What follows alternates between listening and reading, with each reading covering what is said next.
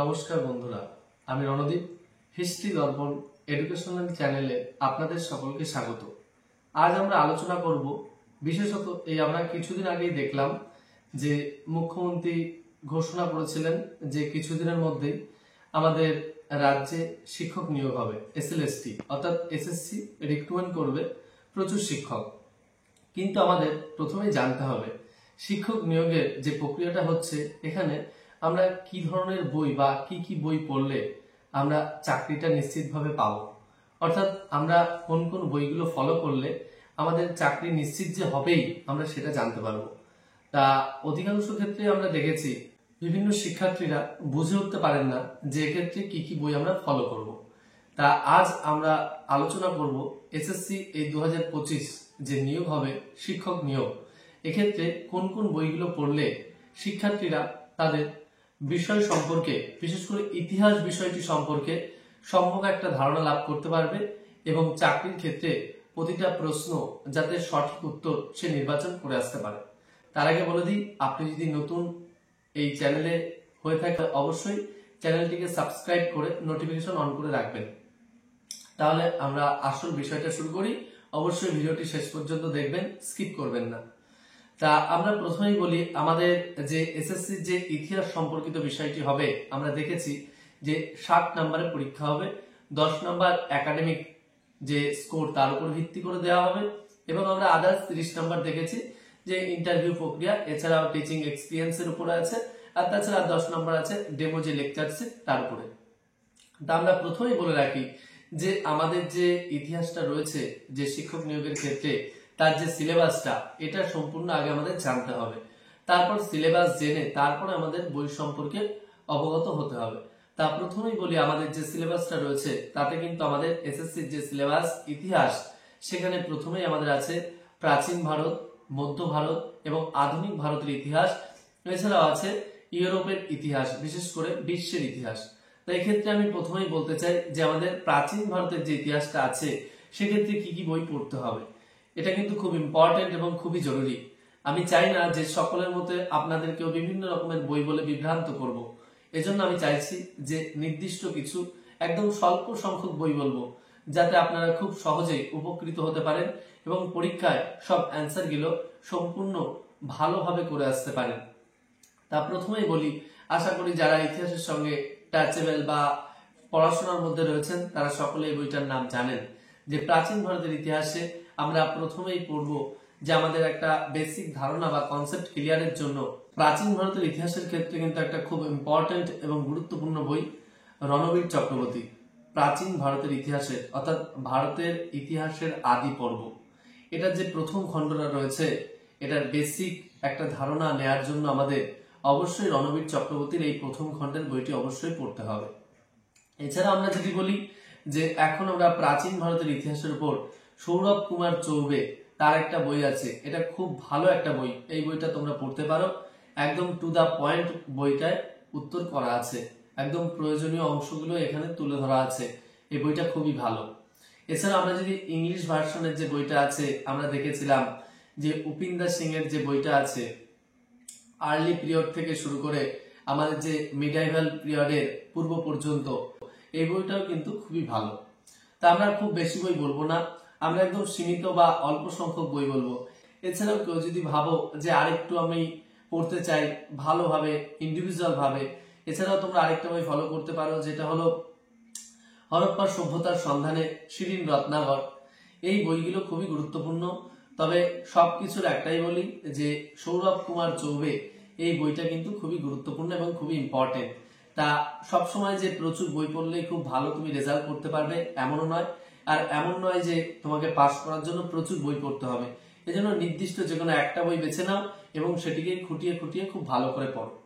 এবার আমরা আসি যে মধ্য ভারতের ইতিহাস, এটা আমাদের খুব গুরুত্বপূর্ণ এবং অনেকের কাছে এই মধ্য ভারতের ইতিহাসটা হলো খুব ইন্টারেস্টিং বিষয়।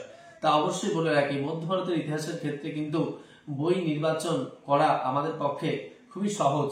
আমরা দেখেছি যে মধ্য ভারতের ইতিহাস থেকে আমাদের নাম্বার তোলাটাও কিন্তু খুবই সহজ। তাই মধ্য ভারতের ইতিহাস যদি পড়তেই হয়, অবশ্যই তোমরা মুঘল সাম্রাজ্যের উত্থান পতনের ইতিহাস, যেটা অনিরুদ্ধ রায়ের লেখা, এই বইটা তোমরা ফলো করতে পারো প্রথম এবং দ্বিতীয় খণ্ড। এছাড়াও তোমরা আরেকটা বই আছে যেটা মধ্য ভারতের ইতিহাস, ইরফান হাবিব তার লেখা, এই বইটাও তোমরা দেখতে পারো। খুঁটিয়ে খুঁটিয়ে লেখা আছে, সেখানেও বিভিন্ন ছোট ছোট তথ্য তুলে ধরা আছে। এছাড়াও তোমরা আরেকটা বই আছে যেটা সতীশ চন্দ্র সামন্ত মধ্য ভারতের ইতিহাস প্রথম খণ্ড, এই বইটাও তোমরা দেখতে পারো। এছাড়াও আরেকটা কথা বলি যে যেহেতু প্রাচীন ভারতের ইতিহাস, সৌরভ কুমার চৌবে যে বইটা আমি বললাম খুবই গুরুত্বপূর্ণ, তারই কিন্তু লেখা আরেকটা বই আছে যেটা হলো মধ্য ভারতের ইতিহাস, সৌরভ কুমার চৌবে। এই বইটাও তোমরা ফলো করতে পারো। আশা করি তোমরা এই দুটো বই যদি ফলো করো, অধিকাংশ প্রশ্নই খুঁটিয়ে খুঁটিয়ে উত্তরগুলো তোমরা পড়ে আসতে পারবে। এছাড়াও বলি আরেকটা যে প্রশ্ন যে সকলের মনে আসে যে আধুনিক ভারতের ক্ষেত্রে তাহলে কি করবো, তাহলে আধুনিক ভারতের ক্ষেত্রে অবশ্যই তোমরা খুব স্পেসিফিক 2 থেকে 3টে বই পড়বে, এর খুব বেশি পড়বে না। দেখো আমি প্রথমেই বলি পলাশি টু পার্টিশন, ও তারপর যেটা আছে শেখর বন্দ্যোপাধ্যায়ের, এই বইটাও খুবই ভালো, তোমরা এটা ফলো করতে পারো। এছাড়াও বিপান চন্দ্রের আধুনিক ভারতের ইতিহাস, এই বইটা তোমরা ফলো করতে পারো, এই বইটাও খুবই ভালো। একদম সবসময় যে প্রচুর হিউজ পরিমাণে বই পড়বো তাহলে কিন্তু হবে না, তোমাকে এটাও জানতে হবে এবং শিখতে হবে যে কোনগুলো পড়তে হবে এবং কোন বইগুলো এখন পড়া যাবে না। কারণ আমরা যদি পড়তে যাই দেখবে বইয়ের সংখ্যা কিন্তু প্রচুর আছে, তার জন্য আমাদেরকে বেছে বেছে সিলেক্টিভ একদম অল্প কিছু সংখ্যক বই পড়তে হবে, কিন্তু যেগুলো খুবই গুরুত্বপূর্ণ বই। ঠিক আছে, এছাড়া আমরা যদি পরবর্তীতে দেখি যেহেতু আমাদের আধুনিক ভারতের ইতিহাসের পাশাপাশি আধুনিক ইউরোপের ইতিহাস রয়েছে, সেক্ষেত্রে কিন্তু আমাদের অবশ্যই এই বইগুলো ফলো করতে হবে। কোন বই? এক্ষেত্রে কিন্তু খুবই ইম্পর্টেন্ট একটা বই আছে যেটা আধুনিক ইউরোপ, জীবন মুখোপাধ্যায়ের লেখা। এই বইটা পড়লে কিন্তু অবশ্যই তোমরা অনেক কিছু শিখতে পারবে। এই বইয়ের মধ্যে থেকে তোমরা যেমন টিলজিটের সন্ধি, যেগুলো প্রিভিয়াস ইয়ারে এসছে, ট্রাফালগারের সন্ধি, নেপোলিয়ানের ব্যাংক প্রতিষ্ঠা কবে হয়, নেপোলিয়ানের বিভিন্ন সন্ধিগুলো, এগুলো কিন্তু অবশ্যই এই বইটায় খুব ভালো করে দেওয়া আছে, তোমরা এগুলো পড়তে পারবে। আধুনিক ইউরোপের ইতিহাসে বিসমার্ক, হিটলার, এগুলো তো অবশ্যই আছে, সব প্রশ্নগুলো খুব ভালোভাবে পেয়ে যাবে। এছাড়াও তোমরা আধুনিক ইউরোপের উপর আরেকটা বই পড়তে পারো, আধুনিক ইউরোপের বিবর্তন, বাসবেন্দ্র বসু, এই বইটা খুবই ভালো, এই বইটাও তোমরা পড়তে পারো। যারা কলেজে পড়ে অধিকাংশ অনেকে এই বইটার নাম জানে, এবং যারা কলেজে পাশ করে এসছো, ইতিহাস গ্রাজুয়েশন করে তারপরে আজকে স্বপ্নের চাকরি এসএসসি তে যেতে চলেছো, তারাও এই বইটা ফলো করতে পারো, এই বইটাও খুবই ভালো।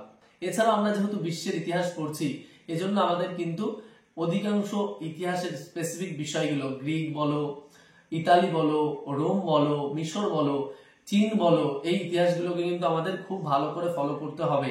এছাড়াও বিভিন্ন যে সভ্যতা রয়েছে প্রাচীন বিশ্বের, ইনকা সভ্যতা, মায়া সভ্যতা, আজটেক সভ্যতা, আরো প্রচুর সভ্যতা আছে, মিনোয়ান সভ্যতা, আমাদের কিন্তু সব ফলো করতে হবে।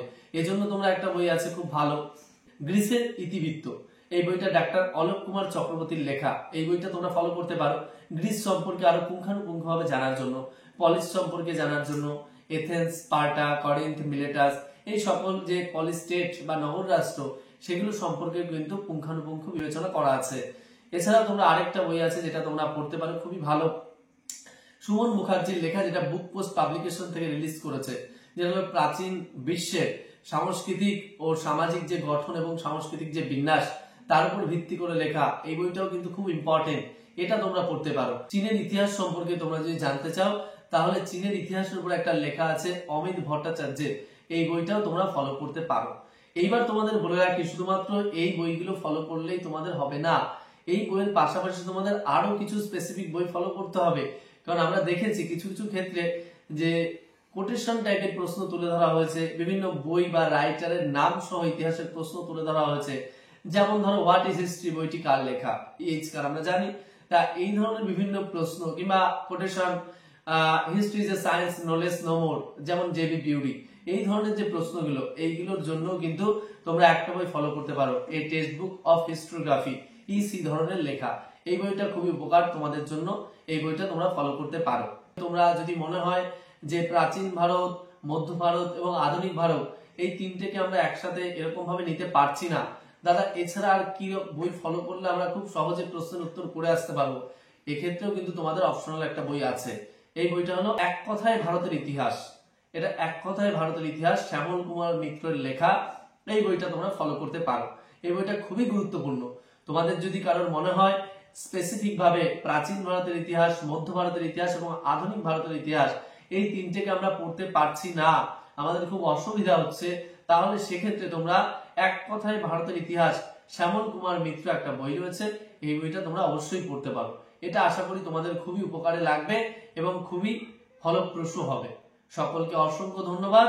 তুমি যদি ইউটিউবে এই চ্যানেলে নতুন সদস্য হয়ে থাকো, অবশ্যই চ্যানেলটিকে সাবস্ক্রাইব করো এবং লাইক কমেন্ট করতে ভুলো না। আর অবশ্যই তোমার বন্ধুদের মাঝে শেয়ার করে দিও। সকলকে অসংখ্য ধন্যবাদ।